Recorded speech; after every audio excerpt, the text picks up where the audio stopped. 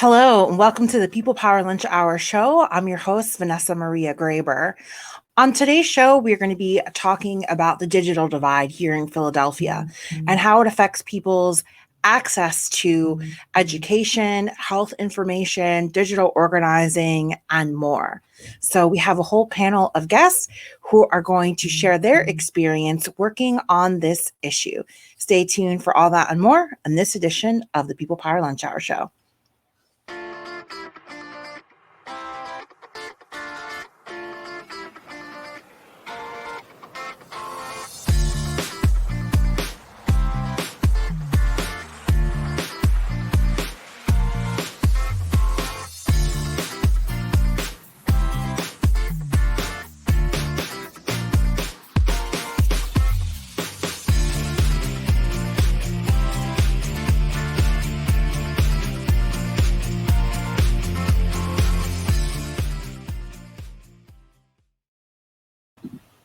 Hello, welcome back to the People Power Lunch Hour show on Philly Cam TV and WPPM LP in Philadelphia on 106.5 FM. We're also streaming on social media to Philly Cam's pages. Thanks to everybody for watching and listening. I'm your host, Vanessa Maria Graber.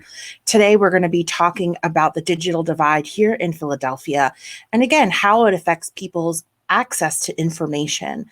Joined with me today, I have a panel of great people working on this issue in different areas. I am joined first by Juliet Fink Yates, the Digital Inclusion Fellow at the Office of Innovation and Technology here in the city of Philadelphia. I'm also joined by two members of the Caucus of Working Educators, Nick Bernardini and Keziah Ridgeway. Welcome to the show. Thanks for having us. Thank you. Thanks for having us. And I'm glad that we all have access to this digital technology so that we're able to share information with folks out there today. A little bit earlier, I talked with my guests about the reason why we wanted to do this show. And it's because during the pandemic, we are seeing how hard it is to get information to people who lack access to internet or fast internet, and people that don't have computers, they don't have smartphones, tablets, or other technologies, or people that maybe have access to those technologies but don't have an understanding or training on how to use the software or technologies. So that's sort of where we wanted to take this conversation to understand what barriers people are having and how it affects their ability to participate in school and organizing and communicating with their family and friends and getting information about public health issues like the coronavirus. Juliet, I'd like to start with you. I think a lot of people may not be familiar with the office that you're working in.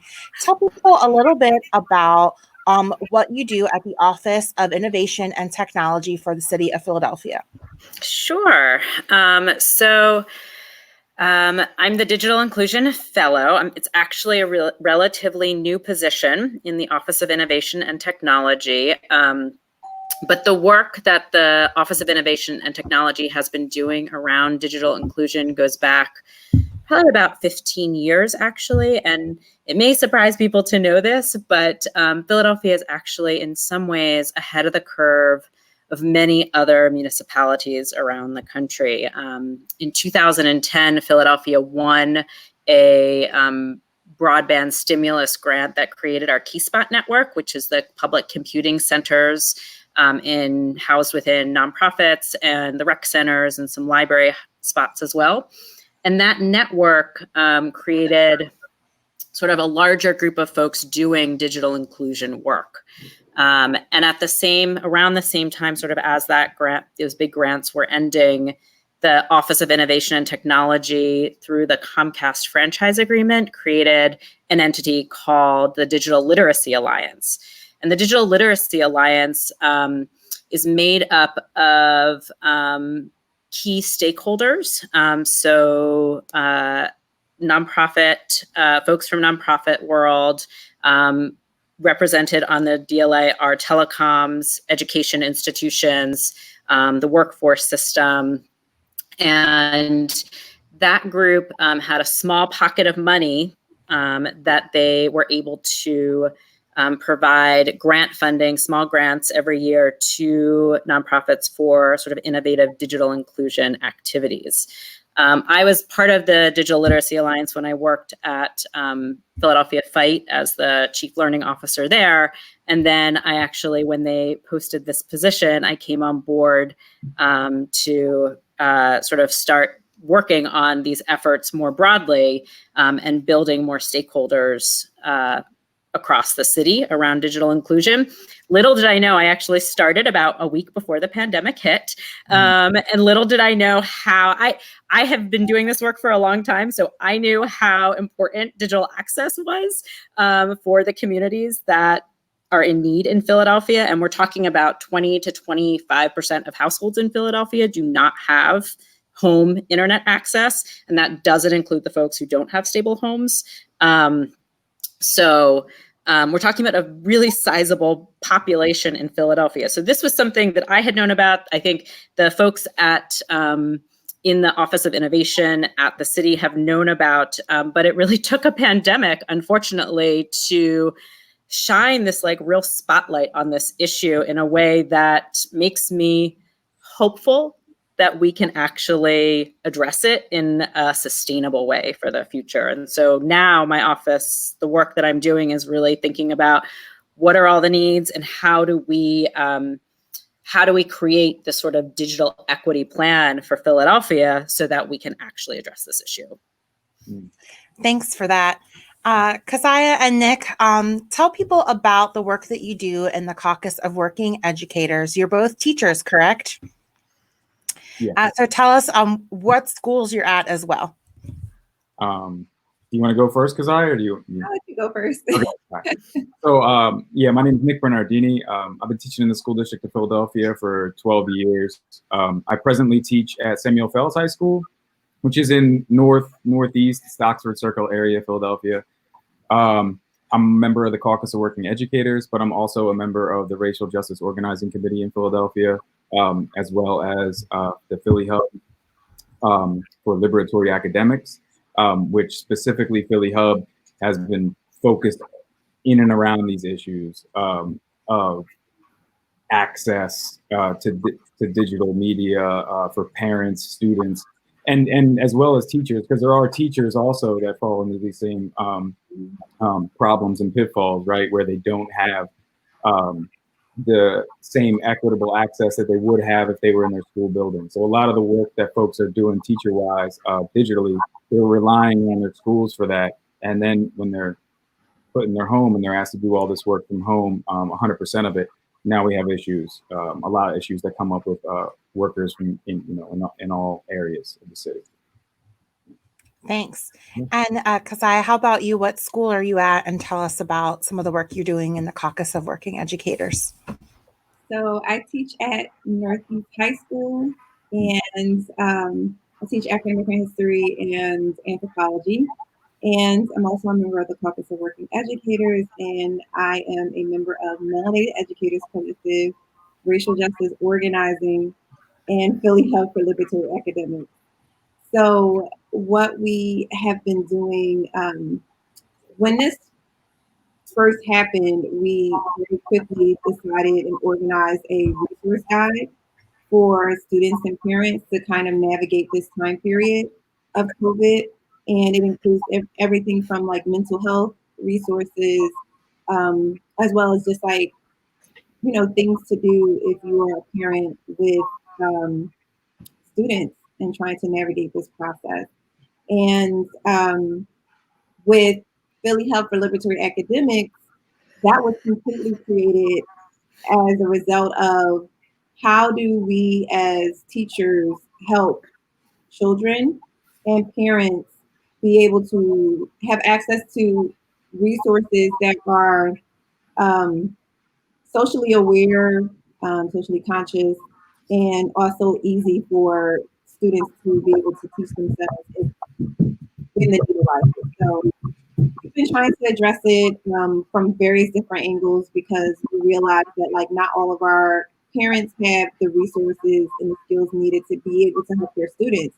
A lot of times people just assumed with us going digital that they're kids and they're born in a digital age, so they know what to do. And the reality is, if it's outside of Instagram or Snapchat, then they're not going to necessarily know how to navigate these various different platforms. Yeah. It's hard because, like Keziah alluded to, our students have varying degrees of literacy with digital media, and like she alluded to, we think that everybody is fluent, but the reality is they're fluent only in specific areas, right? The other thing is every school, I mean, a lot of schools in the city, I mean, I teach in a neighborhood school, Keziah teaches in a neighborhood school in Northeast High School. We have such a mix of students, right? Like I have students that have, 5 wireless devices in their house, right? But then I have other students who have 0. And having to deal with that and trying to be equitable with how we assign work as educators, how we grade that work and evaluate that work. It's really opened up our eyes. I think it should have opened up every educator's eyes to how we approach, even when we're back in the school building in a physical capacity, how we approach the work that we give, right? And the necessary, the necessity, I should say, the necessity for getting to know our students on a more personal level, right? I really think that's really important to get to know our students on a personal level, to let them into our lives and get to know them as much as we can, because this is the information as an educator we have to know. Like, we're mentors for these kids. We have to be able to understand and compute what they're going through on an everyday basis, what type of trauma they're dealing with, but also what kind of barriers and roadblocks they have in their own lives that prevent them from even sometimes attempting the work that we're expecting, right? And I think we have to be conscious of that. And I think it's if all educators, if this is what comes out of this, is us getting to know our students better and understanding what's going on in their own homes, I think that's a positive thing. So, yeah. This has really been such an extraordinary time these past few months, in terms of the learning curve that I think every single one of us has had to deal with technology. And that's teachers having to understand how to move into a completely online environment, which I think is really challenging for many teachers, to parents being in that online environment with their students. I have a first grader at a district school who I have to sit with, who cannot do it on his own, every day to figure out, and I also have 2 other children who are running around screaming. So being able to sit with him has been a challenge.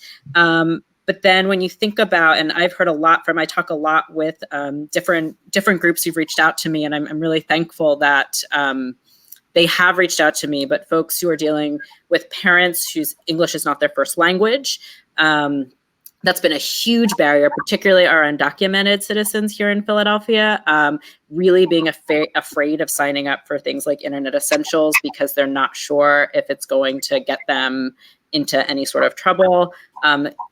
Parents with children with disabilities and the types of learning that's online being really challenging for those students with disabilities, depending on what that disability is. And the teachers, I think don't have, it happens so rapidly that really understanding what that full scope of need is was almost impossible, to understand what are ways that you can put materials up that would make it easier for students with disabilities or language or struggling in English. I think that these are real challenges every day that students and teachers and families are having, let alone just getting that initial internet access and navigating how to get that internet access.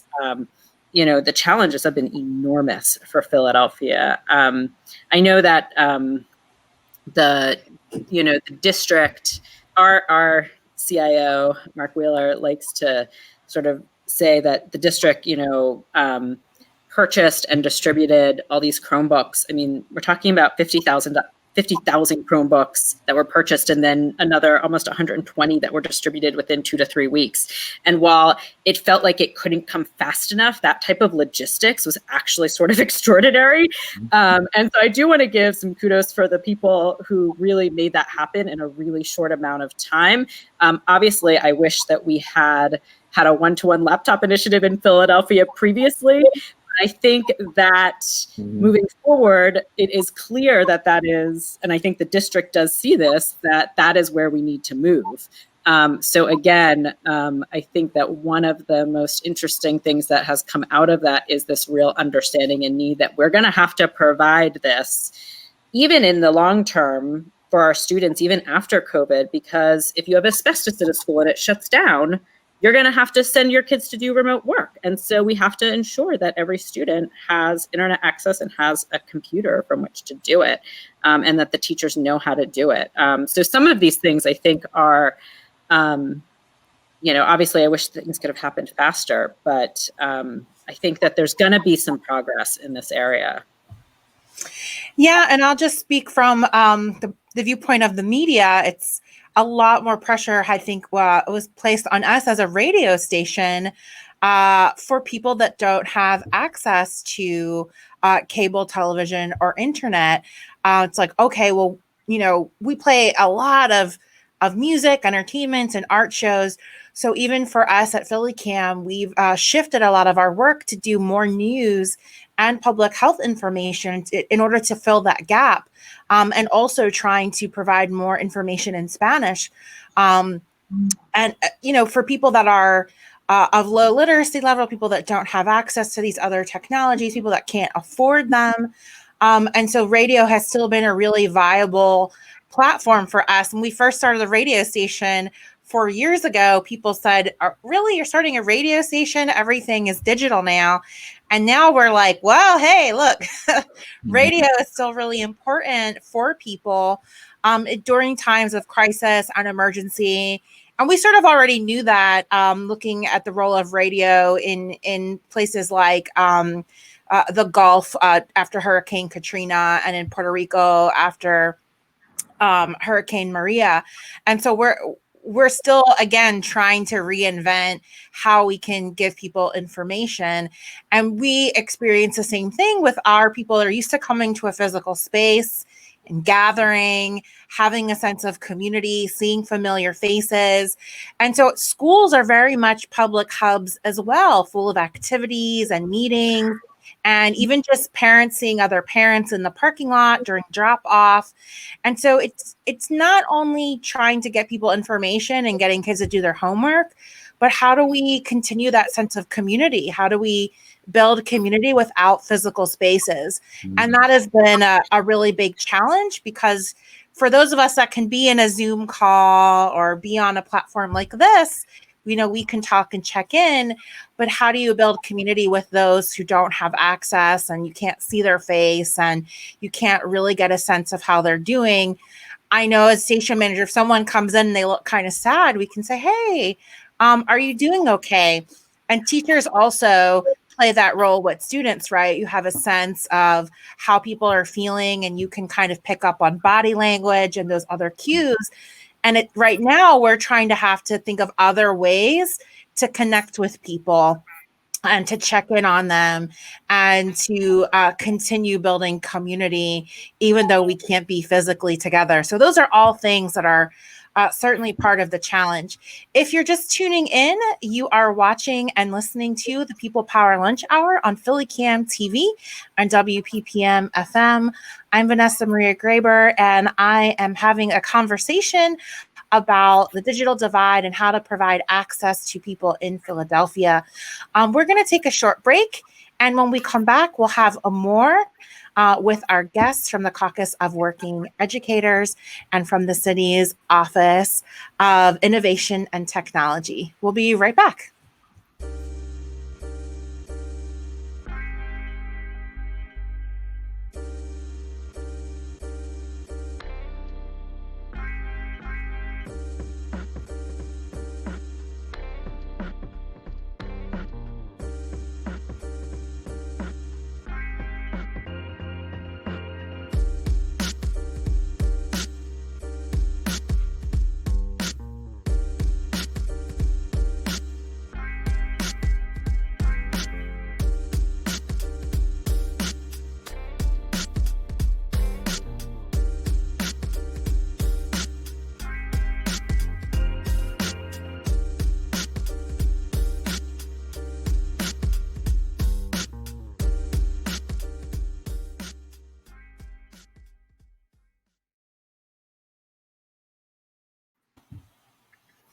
Welcome back to the show. You're watching the People Power Lunch Hour on Philly Cam TV and radio.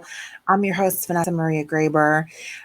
We are having a conversation about how to get people information, how to get them connected, and how to build community when there is a digital divide here in Philadelphia.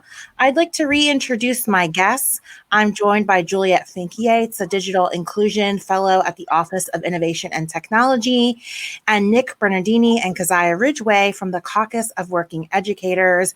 They're both teachers here in the city of Philadelphia who work on a myriad of issues. So we kind of talked about what's happening during this crisis phase, right, where city was quickly trying to get access and teachers were trying to mobilize, and really everybody, including at universities, just trying to do the best that we can to kind of make it to the end of the school year. My question is, what is happening now at the planning level for the following school year? Many universities are either going completely online, some are doing a hybrid model, and still a lot of questions about what schools in Philly are going to do, both private and public. What do you think needs to happen, and what kind of planning is happening in anticipation of that? So, I mean, as a teacher, we just received an email not long ago from this school district of Philadelphia indicating that they do plan on going one-to-one with technology next year. Late, I think that's late, right? I mean, thank goodness they're going there, but I think they're late to the ball game. But I also think the district has been slow to get to the forefront of some issues, not just technology, in general in the past, and they're all kind of connected, right? I mean, the Racial Justice Organizing Committee and the core group of folks affiliated with that and that came out of the Caucus of Working Educators, you know, they put together a Black Lives Matter Week action and dedicated to curriculum pieces for educators. And, you know, that push and that design, you know, went national. It was picked up by many school districts in many different states and many different cities, including New York City. And it comes from Philadelphia, but our district has been very slow to acknowledge or embrace or basically supply it and supply. We've put out many asks for our district to supply it to the educators and make it available to them. And now they finally kind of, with what's been popping off in Philadelphia and in the country right now with the uprisings, they're finally have put it out there. But again, Philadelphia could have been at the forefront of this. They could have been ahead of the curve. They could have been up there talking about how we've implemented these resources, these anti-racist resources for teachers, right? And all these strategies for teachers to implement in discussing race with their students. They were behind the ball on that, right? We've put 4 hotspots for students. We've talked about why Comcast is a home base in Philadelphia, right? Why, if we're going to be moving in the direction of technology, Philly went into the Google platform a few years ago, right? They put everything in the Google cloud. Why is it, right? If this is a mandate, if this is how we're moving, why isn't it free access for all students in Philadelphia then, right? All of their materials and their learning materials are on cloud-based drives. And if this is the direction education is going, and we're talking about before we had to teach from home, right? If this is the direction we're going, why didn't the district get ahead of it, knowing that that's where they were going, and start moving and putting things in place for every student enrolled in a public school in Philadelphia to have free, high-quality internet access? These are discussions that we're talking about within our different organizations. And I also think it's important to understand that one of the things that we're just now talking about that probably should have been a conversation for years is this, you know, conversation around like privilege and access. And for me, I think it's like been really, really frustrating because, as Nick said, we have been the Racial Justice Organizing Committee, which came out of the Caucus of Working Educators, have been working on these issues, addressing just like inequality in terms of access, inequality in terms of just education overall, and also wanting to get ahead of providing training around anti-racism and bias work. And so I think it's been heartening as a result of the uprisings and what happened, which was spurred by what happened to George Floyd and Breonna Taylor and Ahmaud Arbery, it's been very heartening to see our union leader for the teachers come out and say, you know, we support Black Lives Matter, but this is an ask that we have put out for years, going on 5 years now, I believe. And so I think it's important for us to stop playing we need to stop playing checkers when it comes to our children's education and start playing chess. We should be ahead of the curve. We should never have to try to figure out how do we catch up or how do we come up with this plan. And so to answer your original question, what is the plan? We don't really know right now. People are still trying to figure it out. I just had a call with my kids' school. Three of my four kids go to a charter school here in Philadelphia. And while they were able to provide some answers, they also said, look, we also are going to have to go by what the school district of Philadelphia, we have to see what they put out, because our plans may change based on what they put out. And if they decide to go remote this year, then we're also going to have to go remote. So I think all of us are a little bit anxious to kind of see, and I think what the district has been saying over the past couple weeks is there's going to be some sort of hybrid model, because all schools need different things. We have 3,500 kids at Northeast High School. We are the biggest. There are towns in Philadelphia that have far less people than our high school. And we don't have enough rooms for everybody. So we have a large transient teacher population in terms of moving from classroom to classroom. And so how do you deal with the hallways? You have 3,500 kids navigating through a hallways, every 50 to 55 minutes. How do you deal with that? So it's probably at our high school, we may be one of the ones that are doing a hybrid model where we have students come in on like during the morning and then switch out, clean, and then have another set come in. But it may be that students who are special needs and like other really important populations, they may have to like come in every single day, because it'll be hard trying to figure out that transportation piece. And Juliet, yeah, if you can talk about some of the planning that you're doing. You referenced a digital equity plan. Now that we're approaching the end of the school year and many other places have already ended, what's the work happening now over the summer to kind of address some of these issues? Yeah, so I'm excited that there is a lot happening right now, actually, within a number of city departments. So there is a real push at this point with the mayor's office of education, the commerce department, the Office of Human Services, kind of coming together and really thinking through both what we're thinking about a short-term and a long-term plan. In the short term, some of the good news is that there is stimulus CARES funding, both through the Department of Education and directly to cities, that hopefully will support some of, well, I think that the district, and I can't speak for the district exactly, but the hope is that the district can use some of that funding in the short term for the coming school year or the summer to bolster their digital equity work that needs to happen with devices and internet connectivity.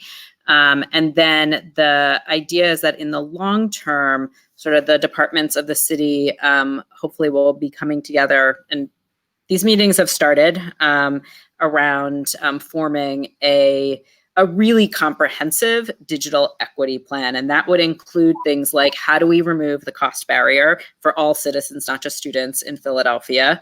Because in Philadelphia, that is the number one barrier for folks getting internet access. It's not that they can't get it, it's that or not that the wires don't exist to their homes potentially, it's that they literally cannot afford the $10 a month access, which is very high for many families who are below the income level, or even at 135% of the income level, which is what makes you qualify for internet essentials. But then there's tech support that folks need for those. There's devices, there's internet access, there's tech support needed. And then there's this work that we're doing in my office. We created fast track grant process for digital navigators.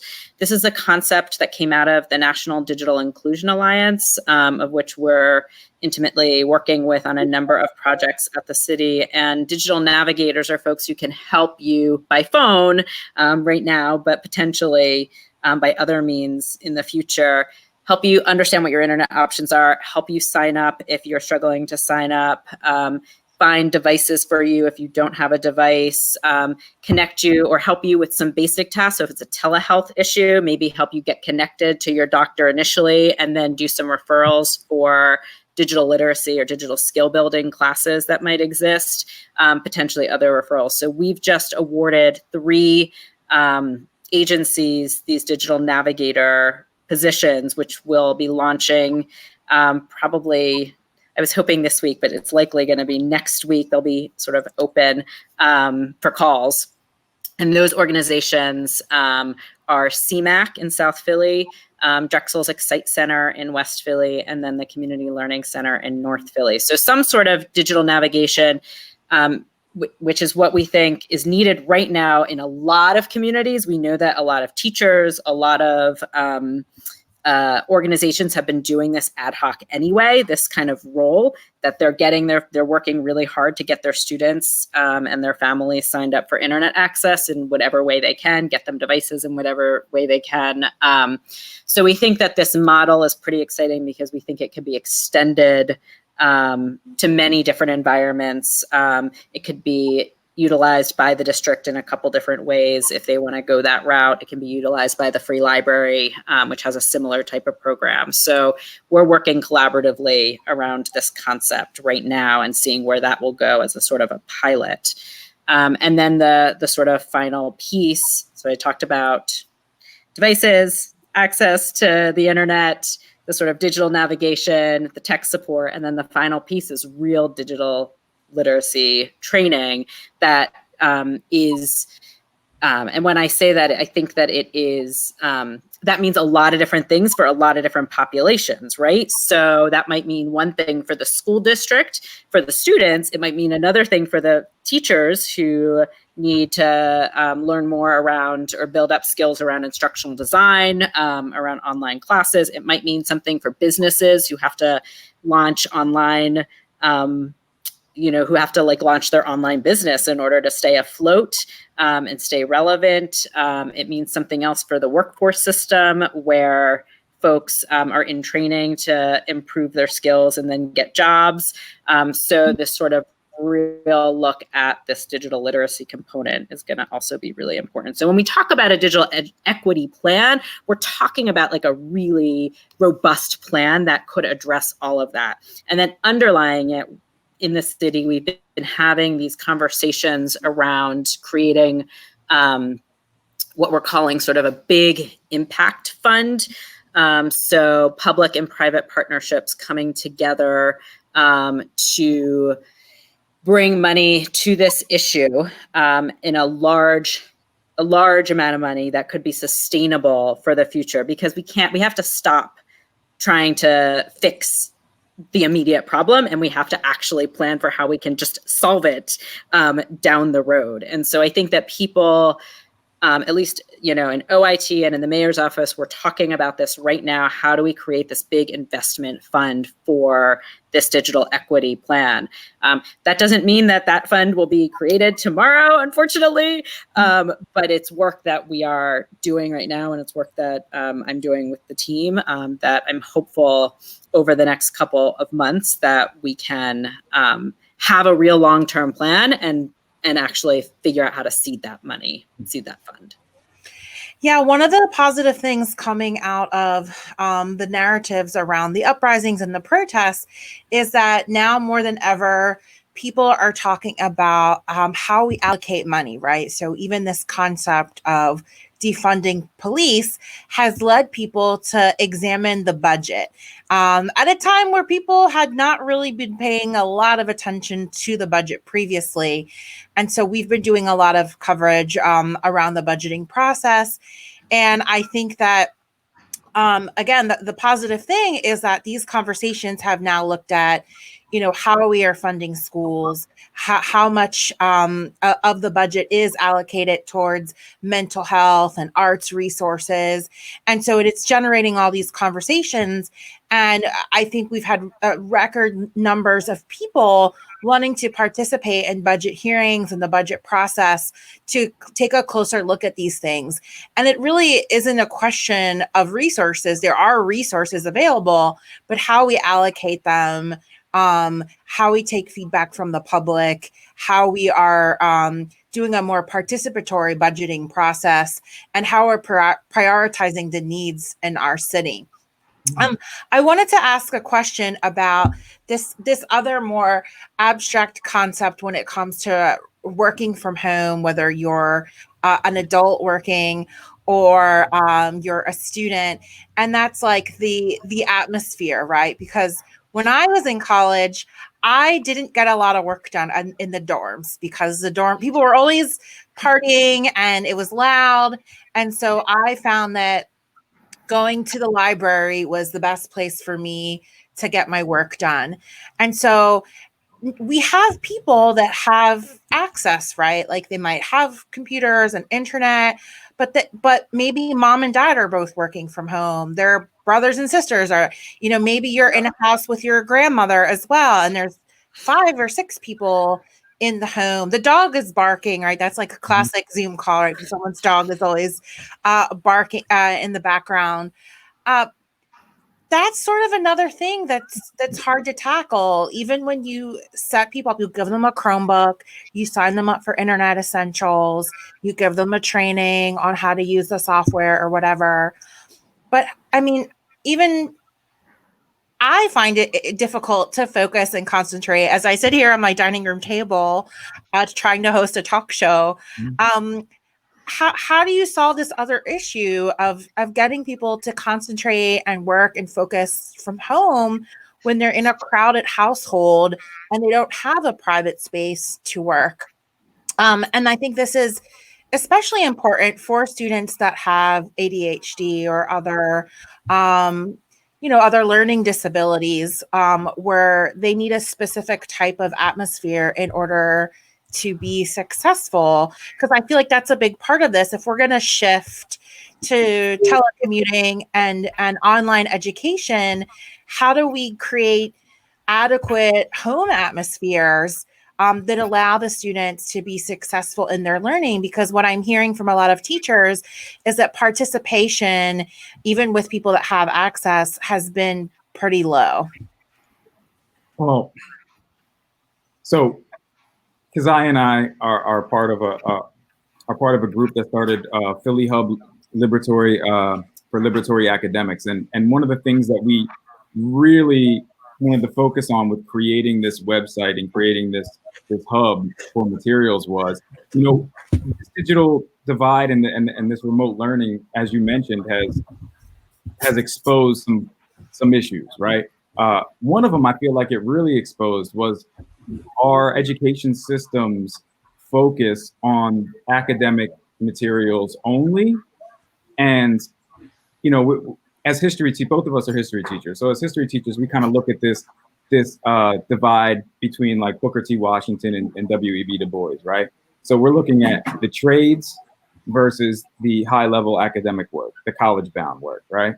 And we feel like our education system has left the trades in the dust. They've left skill-based work in the dust, and they're solely focused on this academic learning. Now, what remote teaching has shown me is that it's a lot harder to engage students with this academic rigor from when they're at home, but it's a lot easier to engage them in skill-based work. So things that are practical for them at the house, right? So they're stuck at home and, they don't know how to fix a light socket, right? You have to, can they afford, or they have a car. Like I have a senior that has a car, they can't afford to get the oil changed. They need to know how to change the oil.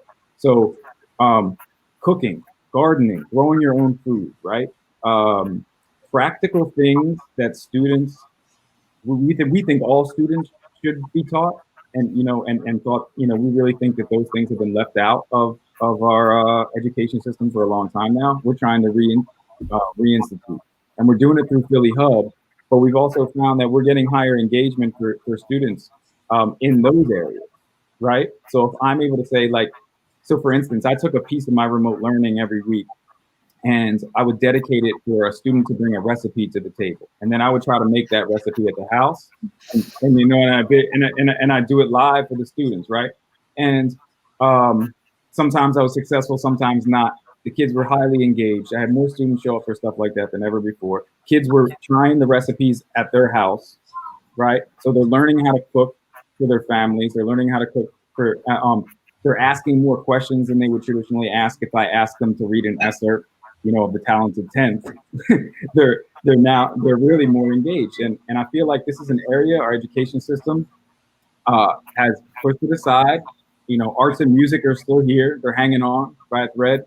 But carpentry and woodworking and metalworking and home economics, whatever you want to call it nowadays, right? Those have been pushed to the side, and we want to try to reinstitute that through Philly Hub. But I feel like that is a strategy to get kids engaged, right? To get that re-engagement process moving. If you can interweave those things with academic, with the higher level academic stuff, then you're not burning these kids out, right? So I think the hands-on work combined with the academic work is a positive thing. And yeah.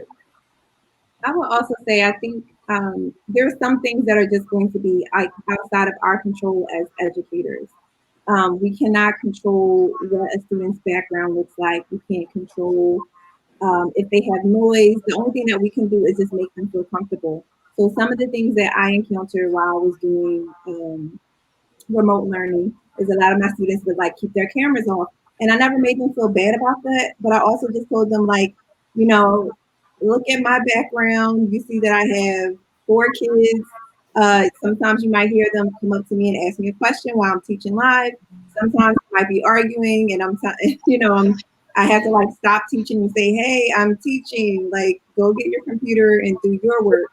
So I just try to be very real with my students and say, hey, look, I get it. Like, if you want to have your camera off, you can, but I would love to see your face just to make sure that you are okay. And if you don't want to show your face, please use your mic. And so I had a student tell me, but Ms. Ridgeway, my parents are really loud, or somebody's watching TV, and like, it's just, I want to talk, but I don't feel like I can. I would just tell the student, like, look, it's okay if you have noise in your background. I don't care if they're doing construction outside of your window. I just want to I need to hear your voice, because that's part of what makes me feel okay as a teacher, because I can hear you or I can see you, and I can tell, like, if there's something like really going on that I need to address. Because I had a student that had like a lot, well, actually more than one, that had a lot going on, and it was through this student like not showing up, or either when they showed up, they looked really off, where I was like, okay, it's time for me to send a private message and have like a personal one-on-one conversation with that student. So as a teacher, we just have to be mindful. And talking to a lot of teachers, they like wanted to demand that their kids have their cameras on. Mm-hmm. And it's like, whoa, we're speaking from a position of privilege. And you don't know what that student is dealing with. And so if you don't have that empathy from lived experience, that's something that you must develop as an educator.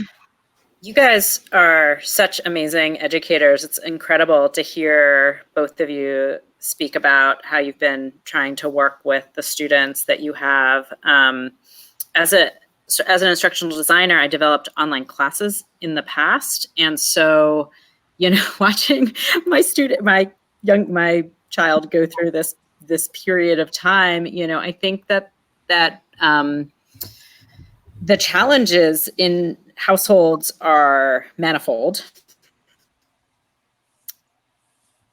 And, to your points, that we don't know what they all are, and we don't know what people are willing to share with us all the time. And so I think that if we are moving into a hybrid model in the future, that, the district and educators, or the district has to allow educators to be as flexible as they can with students and the curriculum. And that sometimes I think that there's this sense that, if you do 6 hours of school, that has to be translated to 6 hours of video. That is not good instructional design. Like students shouldn't necessarily be on, for 50 minutes learning their content in the way that they did face-to-face. And so I think there's a real shift that probably has to happen around how much online time really, really actually needs to happen. It likely shouldn't be with the full class, some sort of more small group and one-on-ones so that you can really connect with students. I think that because a lot of folks think that everybody in the working world is using Zoom or these other, models, these other systems, that the synchronous model is always the best way. And in fact, it's not always the best way. It's really challenging. And there may be better asynchronous, sort of old-fashioned online learning models. People have been doing online learning for a long time. That might be better suited for certain students, where they can actually communicate and show their knowledge, through message boards or through other things that may be simpler or easier for them to do at a time when there's not as many disruptions in their households. And so I think we have to move away from this. If we're going to continue with online learning, we really do need to move away from this model that the students have to be here sitting in front of their screens for this amount of time, because it's not good educational practice. And I think there's better ways we could do it. Totally. If you're just tuning in, you're watching the People Power Lunch Hour show on Philly Cam TV and WPPM Community Radio. We are talking about the digital divide and changing the way we think about internet access, technology access, and how we educate our students. And when we come back, we'll talk a little bit more about some solutions to the budget that we're looking at right now. City still has not passed a budget, and we have until June 30th to weigh in and shape that process. So we're going to take a short break and show another resource for the community. So stay tuned. We'll be right back.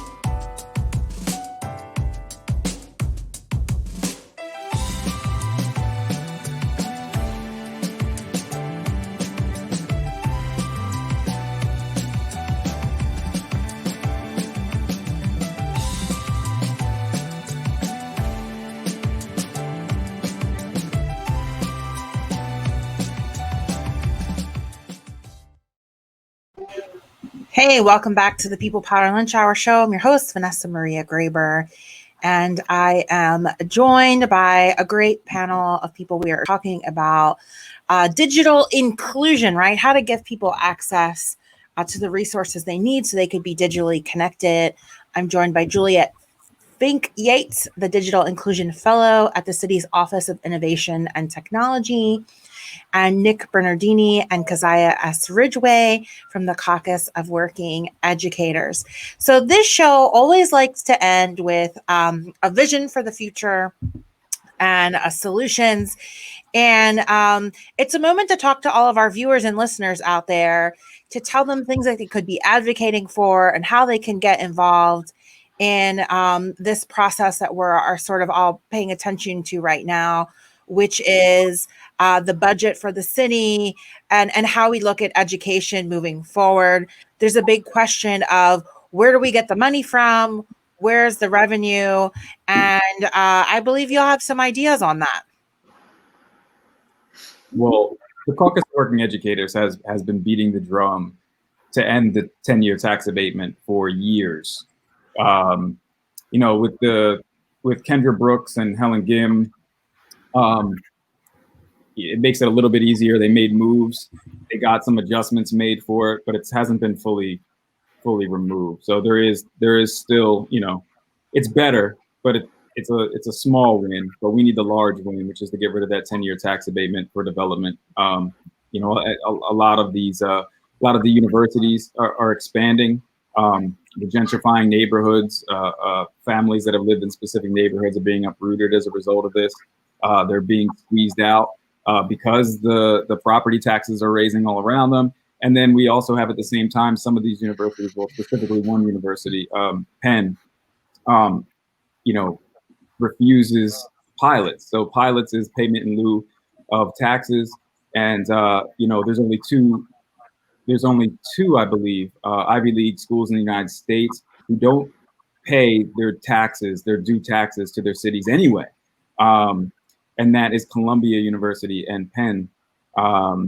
So Penn sitting on, big time property in West Philly. They make a tremendous amount of money.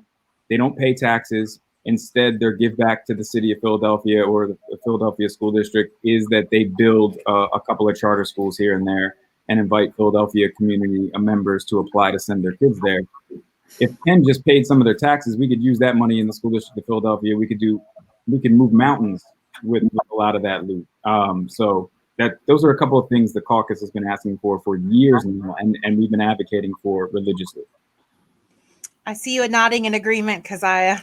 Yeah, no, that's we've had a number of events to address this issue, and it's really important. So there are like a few nonprofits that are still paying like payments to the city, and in a study that was done in like 2011, I believe that they were able to raise $491 million.